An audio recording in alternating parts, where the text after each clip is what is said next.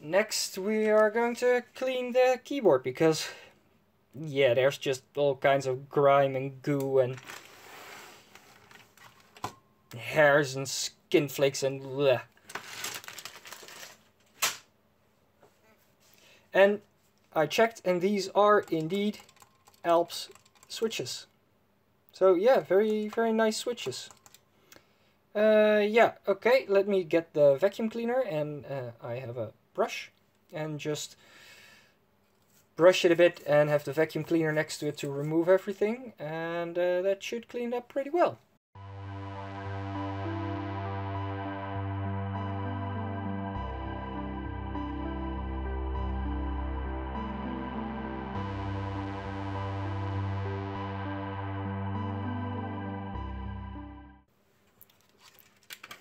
Alright, there we go. All nice and clean. Looks way better already. And next up will be cleaning the keycaps, which I put in this bag for safekeeping. And this is a whole lot of scrubbing. So I'll probably just soak them first. Guess. Yeah, well, I'll see. Anyway, these are actually very, very nice switches. They are, yeah, actually two different kinds of plastic, two different colors of plastic. So I'll just clean these off camera, and yeah, we've got some more stuff to retrobrite. That also means taking apart the LCD further. So I already took the bezel off. This doesn't need anything except a good cleaning.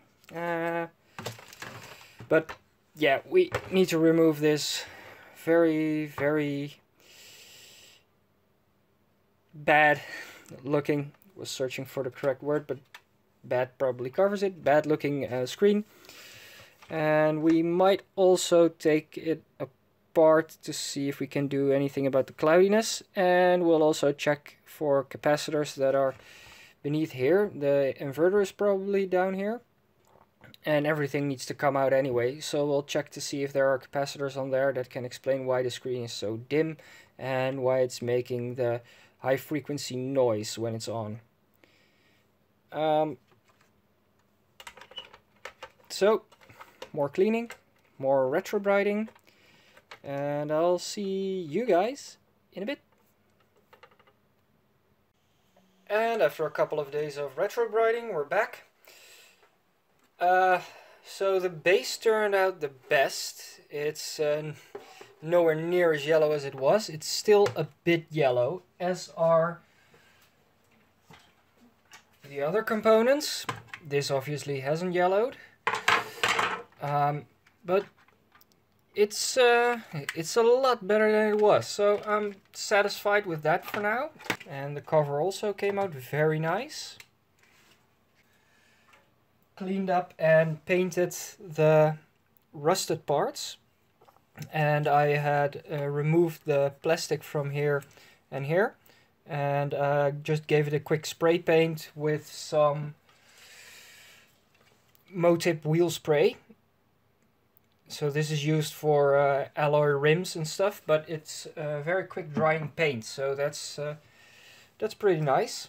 And then just use some double-sided tape to stick the protective plastic back on. But yeah, these came out very nice as well. There's a bit of pitting here, but yeah, it's fine by me. Oh right, I forgot to mention, I removed this part of the shield. It was just way too rusted, and this plastic is glued onto the metal, and it's very thin metal actually. So I just used a box cutter to remove that part, and I'll be putting some tape over it to prevent it shorting out the motherboard. This part I can't get it to clean up properly. It's a bit soft, and yeah, I don't know, it's just the battery, stuff from the battery just ate into the plastic and made it all mushy and goopy.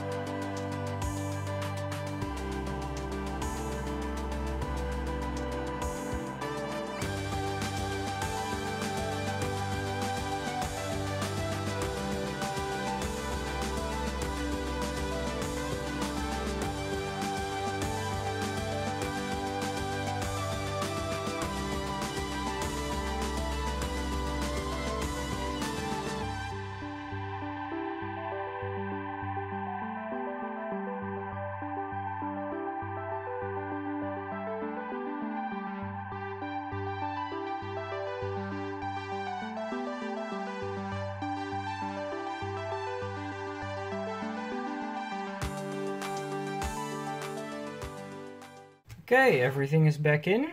It's all firmly attached. And I can remove this little piece of tape. Like so. And yeah, next up is reconnecting the back I/O bracket to the motherboard.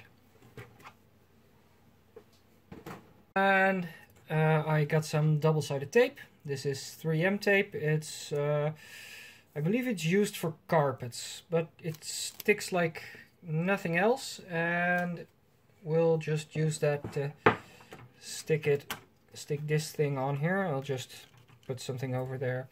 Just a tiny little square, and put that over there, and it's on there.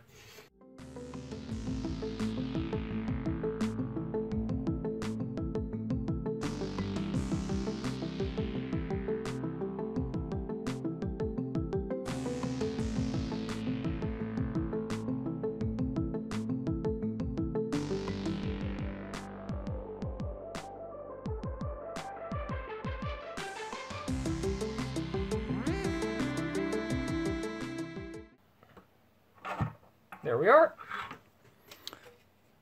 All done.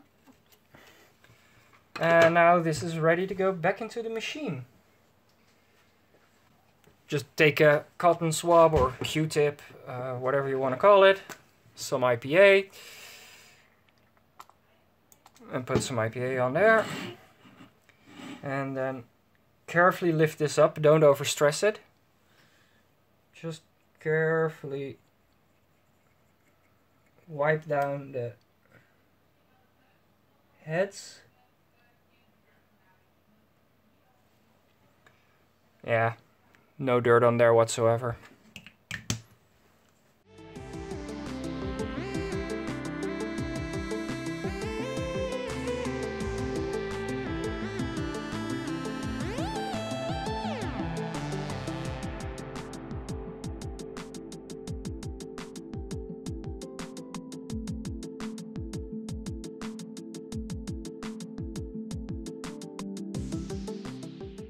There we go. Really, it's not dirty at all in here. It looks fine. So I feel no need to clean it. There we go. That's the floppy drive. Yeah, back in its cage. So this one's ready to go in as well. And next up, the LCD. There are some capacitors on here. There's two here, and those are probably fine. They don't look to be leaking or anything. And there are two on here, three actually, and those look like they have leaked a bit. I don't have them right now, so I'll order them and replace them, because I'm pretty sure that this is what is causing that nasty buzzing chirping sound coming from the LCD screen when the machine is on. So for now I'm just going to reinstall all of this, and I'll have a look at it later.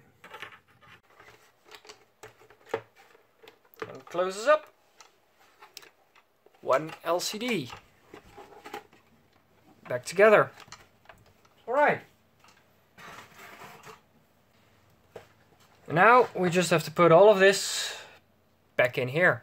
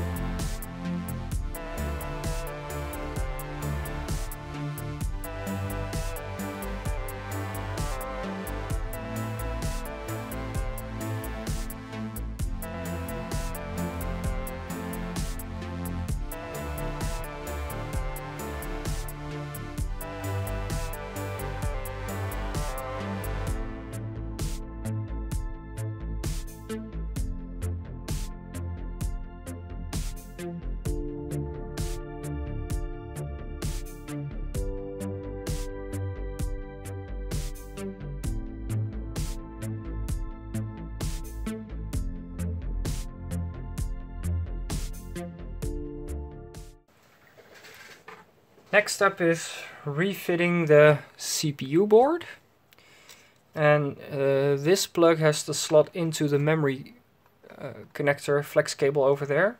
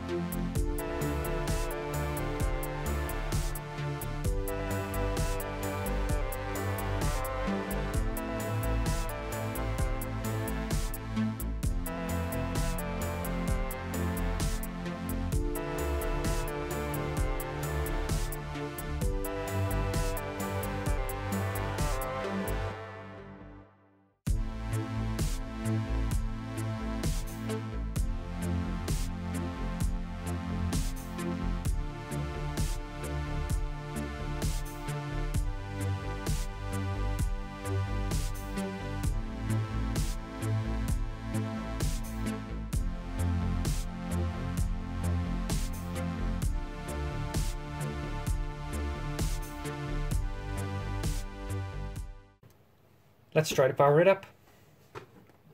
Plug in the power supply.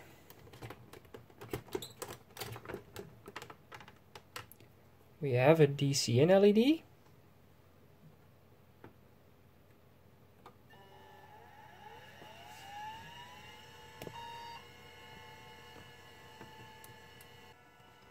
It's working. It's very dim, but it's working. Yeah, okay, so this doesn't come across on camera that well, but the LCD is really, really dim, and it's grainy, and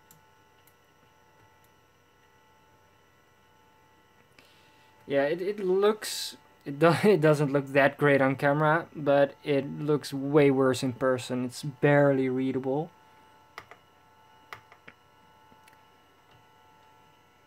But it does work. And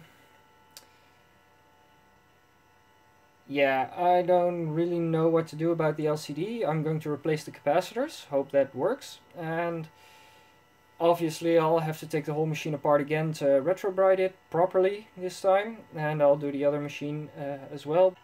Yeah, I'll have to continue working on this some other time, but